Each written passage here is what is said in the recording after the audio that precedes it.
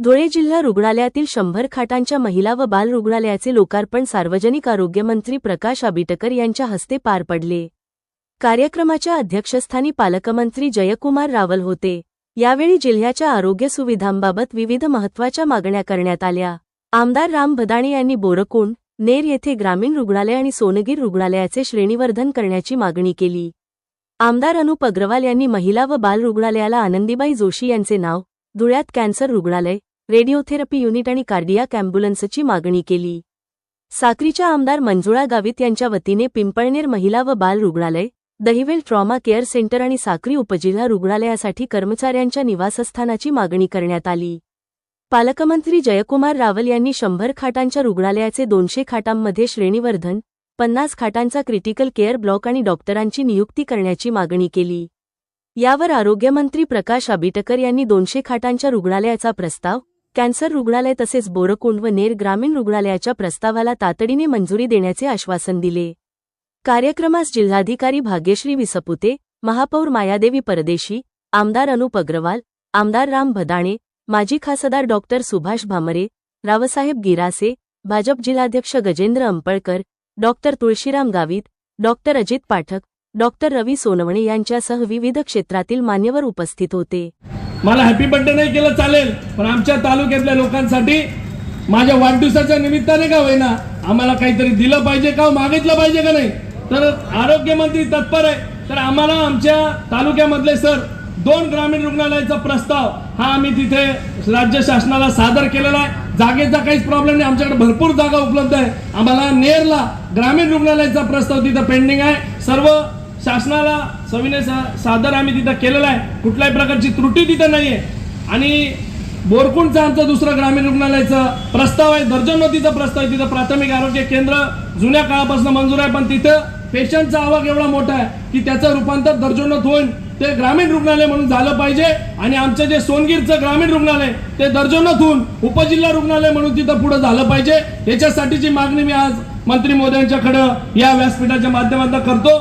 आज या महिला बाल रुग्णालयाला माझी आपल्याला विनंती राहील का भारतातील पहिल्या महिला डॉक्टर ज्या महाराष्ट्राच्या सुपुत्री होत्या आनंदाबाई जोशी यांचं नामकरण आपण या महिला रुग्णालयाला द्यावं, ही माझी आपल्याला या ठिकाणी या निमित्ताने विनंती असेल। साहेब दुसरी एक मागणी आमची का जळगाव, धुळे, नंदुरबार या 3 जिल्ह्यामध्ये रेडिओथेरपी हे कुठंच नाही आहे साहेब। तर एक रेडिओथेरपीचं युनिट कॅन्सर रुग्णालयाची तर मागणी आहे साहेब आमची, ते जे होईल तेव्हा होईल साहेब निधीचा सर्व बघून, परंतु एक रेडिओथेरपी जर या ठिकाणी चालू केली साहेब अर्जंटमध्ये तर या 3 जिल्ह्यांना मोठा लाभ होणार आहे। आणि कार्डियाक ॲम्ब्युलन्स या 2 ते 3 ॲम्ब्युलन्स या ठिकाणी आम्हाला तातडीने मंजूर करून द्यावा साहेब, ही एक विनंती आहे।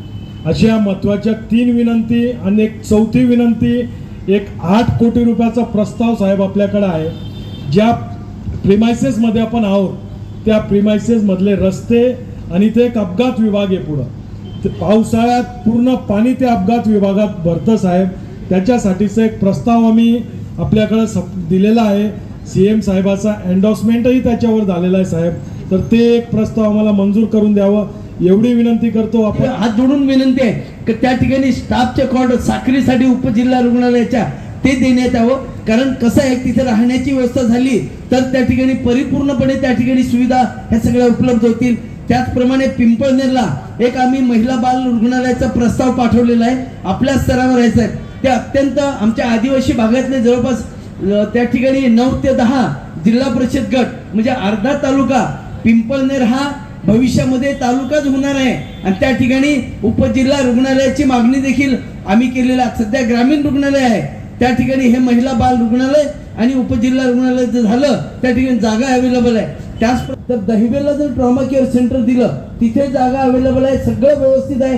हे ट्रॉमा केअर सेंटर जर आपण त्या ठिकाणी दिलं साहेब निश्चितपणे त्या तालुक्याच्या आणि नवापूर, नंदुरबार या ठिकाणी सगळ्या रुग्णांची त्या ठिकाणी व्यवस्थित चांगली सोय होईल। आणि म्हणून आपल्याला विनंती करतो की त्या पद्धतीने आपण एवढं करावं। आज आमच्याकडे जे इथलं सेंटर रुग्णालय हे 100 खाटांचे जिल्ह्याच्या मानाने फार लहान आहे, जिल्हा सगळा इथेच येत असतो आणि म्हणून त्याला दर्जा वाढ करत 200 खाटापर्यंतचं 200 खाटांचं श्रेणीवर्धन हे झालं पाहिजे, ही मागणी आमची सगळ्यांची.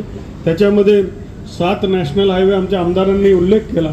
सांगण्याचं तात्पर्य की देशामधलं दळणवळण इथून जात असतात आणि अनेक अपघात इथे होत असतात आणि म्हणून 50 खाटांचं क्रिटिकल केअरचा ब्लॉकसुद्धा इथे विकसित करावा अशी आमची मागणी आहे. आयुष्य रुग्णालयाची मंजुरी आम्हाला मिळाली असून त्याचं वेगाने काम सुरू झालं पाहिजे. जवळच असलेला आमचा आदिवासी तालुका हा आमचा शिरपूर आणि साक्री आहे. इथेही व्यवस्था आपण निर्माण करावे. दुष्काळग्रस्त असलेला धुळे ग्रामीणमधल्या आमच्या आमदारांनी मागितलं, पण आमच्याकडे शिंदखेडा तालुक्याला शिंदखेडा आणि डोंडाच्या इथे 100 खाटांचं रुग्णालय मागे मंजूर झालं, पण त्याला निधीच्या अभावी अजून काम चालू करता आलं नाही. त्याचंसुद्धा आपण त्याच्यावर आढावा घ्यावा. खरं तर रुग्णालय आपण इथे आणलं आहे, पण त्याचबरोबर मंत्री महोदय काही सक्तींनी आपण इथे जे तज्ज्ञ लोक आहेत, डॉक्टर आहेत, हे जर आपण इथे पाठवले तर योग्य होईल. बऱ्याच वेळा मुंबई, नाशिक अशा शहरांमध्ये डॉक्टरांचा प्रेफरन्स असतो, पण त्याला अधिक काय पगार असेल, अधिक काय इन्सेंटिव्ह असेल ते देऊन जर आपण रुग्णालयामध्ये डॉक्टरांची व्यवस्था केली, आम्हाला त्याच्या माध्यमातून आनंद होईल. मनुष्यबळाची देखील व्यवस्था आपल्या माध्यमातून व्हावी. या गोष्टीची आम्हाला जाणीव आहे की हजारो कोटीचे प्रकल्प आपले चालू आहेत.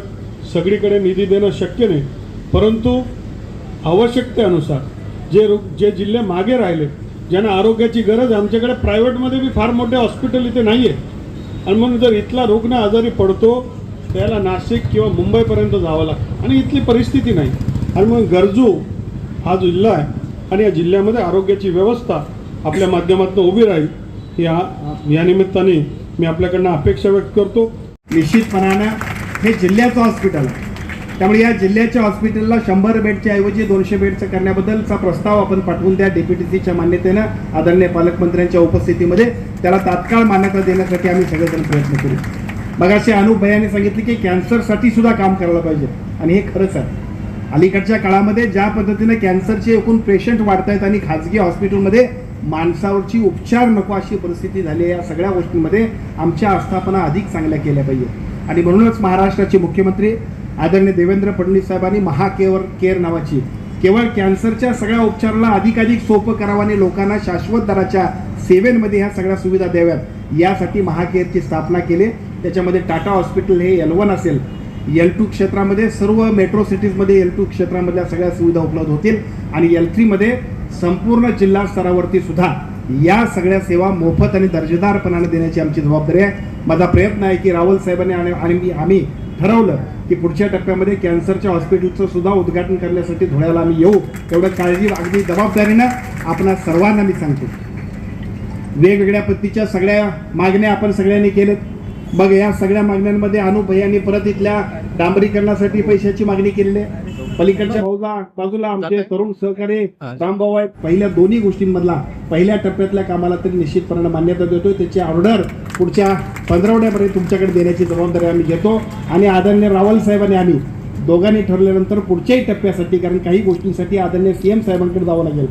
आपल्या बॉम्बे नर्सिंग ऍक्टमध्ये महाराष्ट्र नर्सिंग काउन्सिलमध्ये ज्या पद्धतीच्या सुधारणा करतोय त्या सुधारणांमध्ये सुद्धा काही हॉस्पिटलच्या सगळ्या डॉक्टरांच्या मनामध्ये काही शंका आहे, पण मी आपल्या सर्वांना सांगतो की हे महायुतीचं सरकार आहे. एका बाजूला सगळ्या हॉस्पिटलना, डॉक्टर्सना आणि दुसऱ्या बाजूला सगळ्या पेशंट्सना सुद्धा किंवा रुग्णाला सुद्धा चांगल्या पद्धतीच्या दर्जेदार सेवा द्याव्यात, यासाठीचाच आमचा प्रयत्न असल्यामुळे कुठल्याही हॉस्पिटलला, कुठल्याही डॉक्टर्सना अनावश्यक अशा पद्धतीची कुठलाही त्रास होणार नाही, याची सुद्धा जबाबदारी आमची असणार आहे. त्यामुळे महाराष्ट्रामध्ये भविष्य काळामध्ये देशातला सर्वोत्कृष्ट अशा पद्धतीचा कायदा आपण करतोय.